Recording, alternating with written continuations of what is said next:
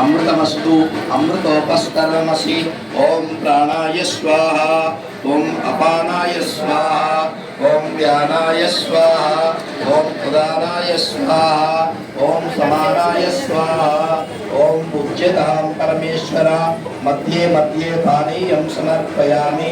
पुनः प्राणाय नमः, ओम अपानाय नमः, ओम व्यानाय नमः, ओम उदानाय नमः, ओम समानाय नमः। ओम पूज्यतां परमेश्वर पूज्यतां परमेश्वर। मुख प्रक्षालनम, हस्त प्रक्षालनम, पाद प्रक्षालनम। ओम करोतु उद्वर्तनार्थे गंधम पुष्पम సమర్పయామి। ఓం ఇప్పుడు స్వామివారికి